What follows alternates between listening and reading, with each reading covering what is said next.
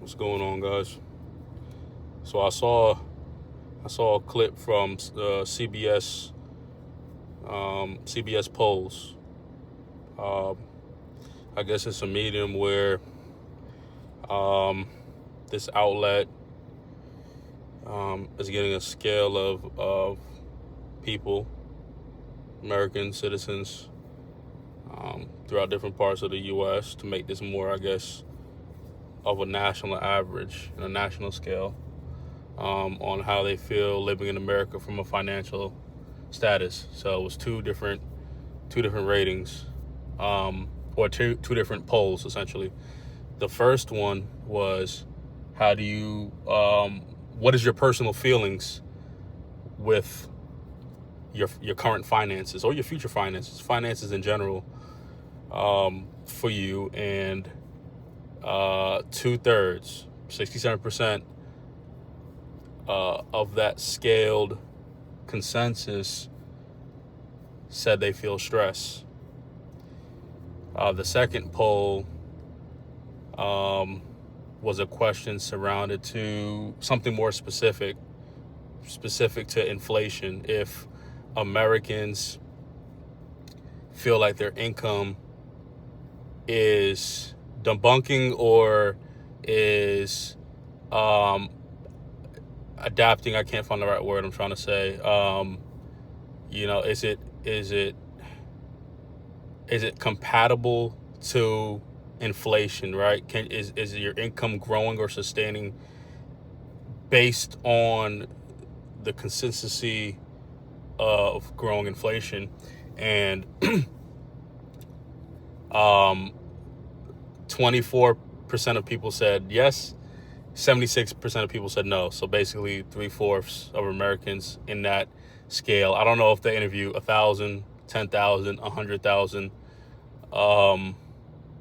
The more, the better the scale, the better appropriate this number really is. But I think it's accurate. So 2/3 feel stressed about finances in America, or being America with finances. And 3/4 of Americans feel that they're not making enough to combat inflation. So you do the average, that's 67% to 75%. Again, that goes into the majority of Americans. A vast majority. This ain't like 51%, 50.5, right? And a lot of the people who were or are more on the positive tip, who's more affluent, right? That's gonna show some sort of skew, because you got people who are kind of more in the 1 to 5% kind of bracket if they were questioned or a part of this poll. But again, majority, it's a good scale. Majority of Americans are currently feeling defeated, if not going towards defeat already. Like, they feel like they can't get out of a bind, or they feel like they won't be able to get out of a bind if that were to come to fruition. So I thought that was interesting. More and more and more and more and more of these videos are surfacing, and these aren't other people talking like me, right? These are mediums from regional, national news outlets who are orchestrating professional polling, right? Who are going after and talking to teachers, police officers, retirees, or assumed retirees, people who are trying to retire, right? These are people, different demographics, and obviously different, lower to middle class citizens, like that people are interviewing, that these mediums are interviewing. It's real, it's real. And these are people, right? This includes, get this, this includes people who are retired. Though those two polls, because I saw another clip saying that people entering retirement or who's in retirement are feeling defeated because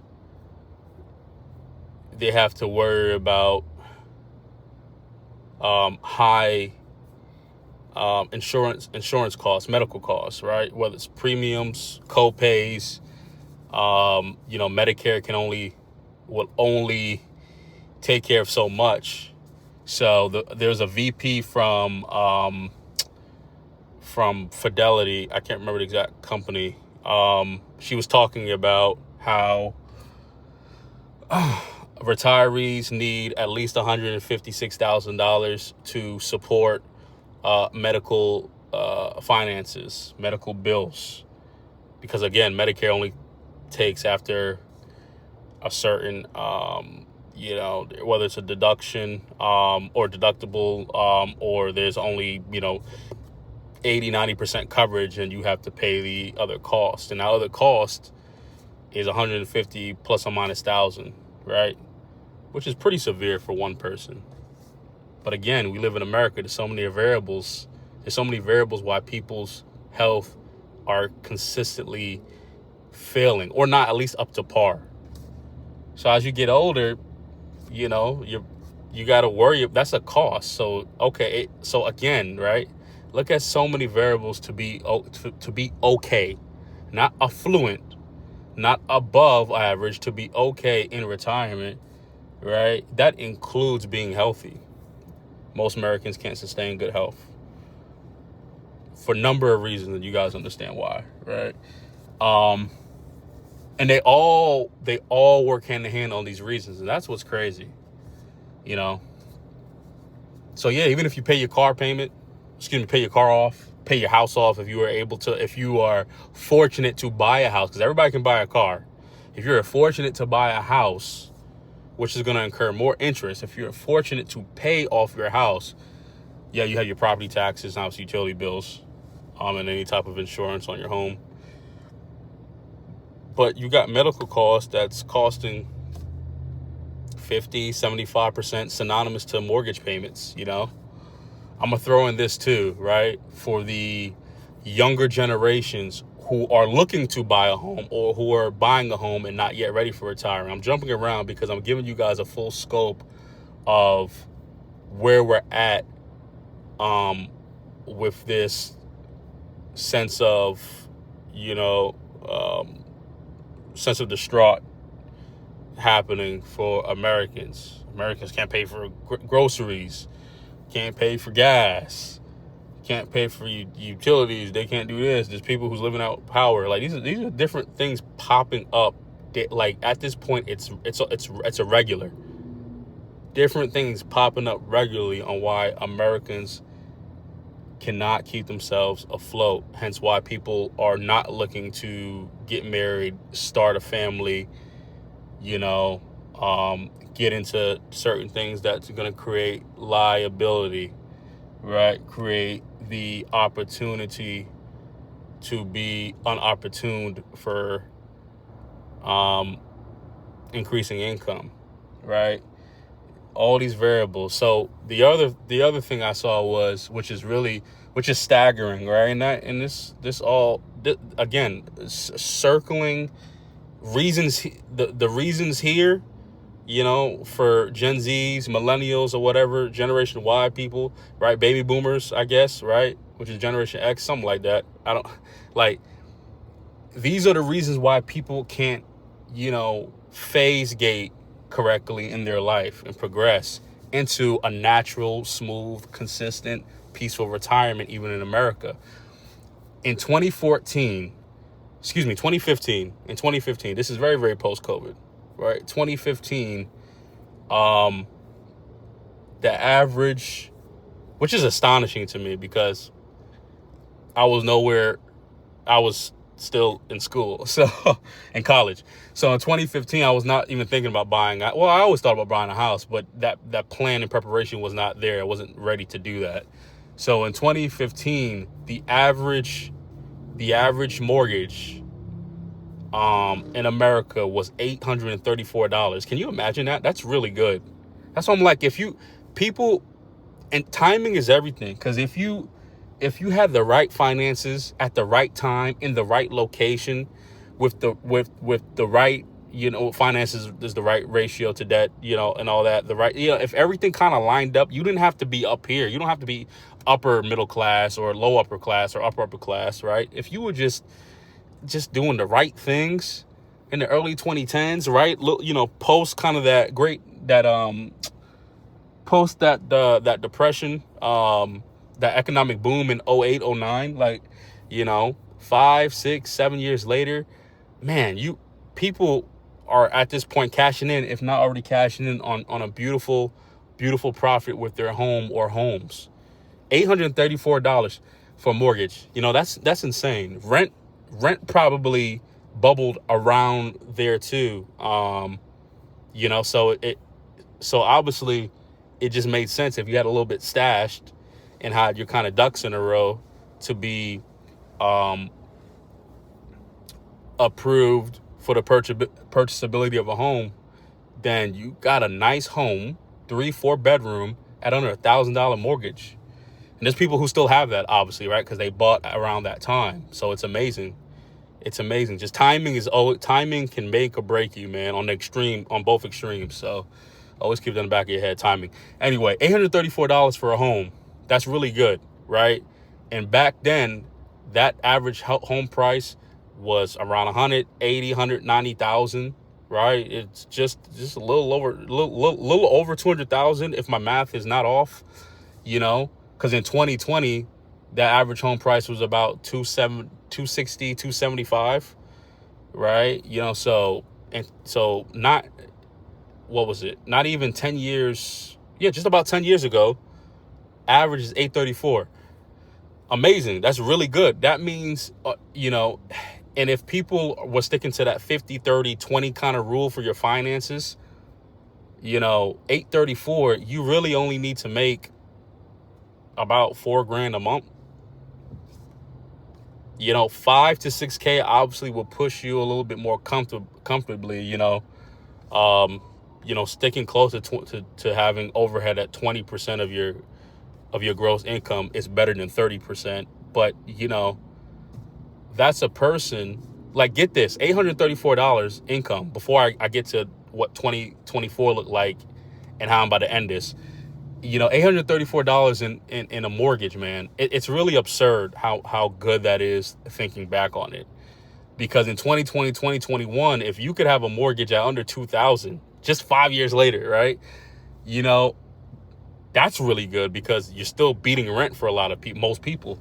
But $834, $834, like, if you think about that amount, that income, that equates to $10,000 a year for mortgage. Throwing utilities, that doesn't really take you above $1,000, maybe $1,100. So your overhead, right, is about $12,000 a year. That's really good for a 3 or 4 bedroom, right? So at 30%, let's even take that down to a fourth. At 25%, you're pretty okay at 12,000, 48K, right? If you're making around 50K, you can save okay and pay off and pay. You can save okay, pay off any type of debt consistently, and pay your bills on time at an $834 mortgage. Back in 2015, 2016, kind of whenever that kind of, time frame started. So look at how life is different for people in different times. Up to today, most people can keep that mortgage, keep that overhead, right? And if you're lucky enough to grow your income, this is what's powerful about timing, right place, right time. It's timing. I'm repeating myself. Like, this is what's powerful. If you bought around 2013, 2014, and your mortgage is $850, and your mortgage and your property taxes stayed about the same, your overhead, utilities, it stayed about the same, and you can grow your income 10, 25, 50%. I mean, a lot of people outside of just cashing in and selling your home and just making a nice net profit, talking about putting a couple $100,000 in your pocket. But a lot of people would be able to pay off their home earlier. You get what I'm saying? That's how important this stuff is with keeping cost low. Cost low, increasing income. You know what I'm saying? That's really how important that shit is, dude. So now I say all this to say that. I say all that to say this. You go to 2024, that mortgage has increased by 308%. The average mortgage went from $834 in 2015 to just under $2,600. So follow. Look, and this is how I like to see. I like to kind of build, and this is how I like to wrap things up here. Follow me on this, and this is why it's so important, man, to not understand where your finances are today or will be in a year, but look at how your finances are going to be, or the outlook of what your finances could be in the next 10 to 20 years. Because this is what's triggering. This is what people are not putting into play when they're like, okay, maybe we could start a family. Okay, maybe we could do this. Okay, maybe we could do that. Right? Maybe we could start investing into crypto. Maybe we could start getting our stock portfolio. Maybe we could buy another 2, 3, 4 cars. Like, people are not thinking about this because they don't think of inflation. They don't think of, certain things depreciating, right? A market freeze, stall, and it's crazy. Real quick too, the positive, if you bought before post-COVID, if you bought pre-COVID, man, a lot of that shit rocketed. So again, COVID helped. COVID promoted people. COVID made some people, increase some people and put them in that 5%. And it plummeted some people. So again, think of that. Think of what I just said. $850 mortgage. Overhead is $12,000 a year. You just need to make about $50K. If you were floating around $60K, you're in a pretty damn good situation, right? And if you could increase your income 10 years up until today with that same overhead, you can possibly pay off your home in under 15 years, saving you all that interest, right? On the other end, being okay, right? Look at the math. If the average mortgage, and this is where America is screwed up, and this is where people are lost, If the average mortgage is $850, and to be comfortable at that overhead, you need about $50K. That if the average mortgage increases by 3, then what should happen to your income? It should increase by 3. So I'm saying 48, 50,000, 60 preferably, to have that savings, pay your bills, and pay off any type of debts you have because you went to school, you did a trade, blah blah, you bought a car, right? Any type of debts, right? 60,000 with the overhead of $850 or overhead of about $1,000. Your overhead now triples, $3,000. Same exact house. Well, your income needs to triple. I mean, you're now talking about making $150,000 to $180,000. This is where people are screwing up. I was about to say the F word, excuse me. This is where people are screwing up because they're thinking they see a house that's $350,000 to $360,000, $375,000. Interest rate, they buying a new construction, they could get an interest rate at 4 or 5%. Which is okay, right? It's not COVID interest rate, but it's better than 7 or 7.5, 6.8, right? It's better than that. But people are screwing up to where they don't understand where the difference between purchasability and affordability. They don't understand what really being comfortable means. Being able to have what type of comfort level of buffer of what type of living encompasses, what type of income encompasses me not living paycheck to paycheck, right? What I am saying is, and everything is making my point. This is before I'm seeing all these videos, and all of it makes sense. And this is in 2024, right? This is just a year ago, so shit can change, right? And shit could change for the worse. If the average mortgage is $2,600. Overhead, right? Utilities, internet, puts that up to 3K. Well, what do you think you really need to make? Well, some people just say I need to make maybe 8 or 9K. Some people say I need to make 10 or 11. And they're not fully thinking about what comfort really is, you know? In retrospect, your mortgage should not be over 28%. They round to 30 for you. 28% of your gross income, right? So let's do the math real quick. A $2,800 mortgage, let's not overhead. Overhead will just kind of push that up like another 10%, maybe 15% because of utilities, utilities altogether, water, electric, internet, right? Let's say your mortgage is $2,800. Well, your gross income needs to be minimum. And they look at gross where it's a mistake because I like to look at net. But for the sake of not being aligned, gross income should not be under $10,000. If your mortgage is $2,800, that means you need to gross $120K minimum. Why?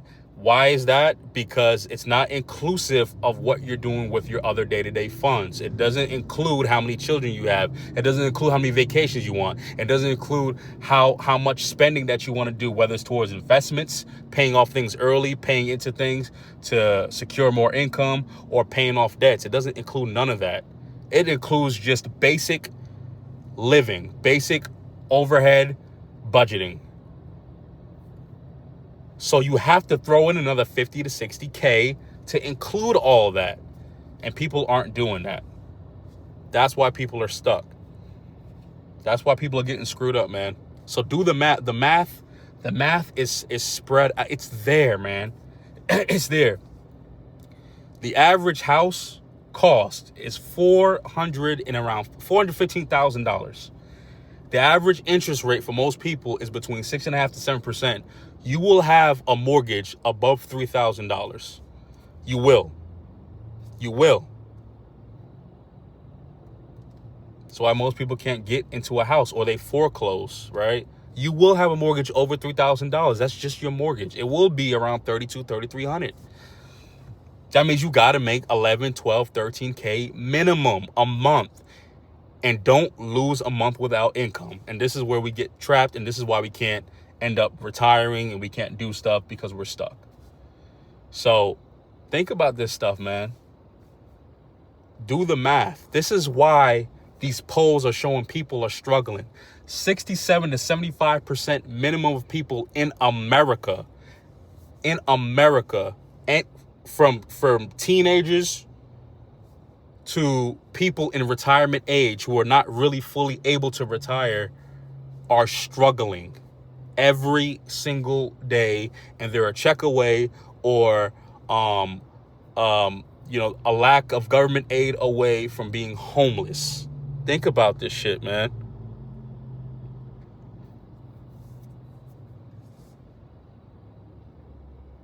Get an exit plan.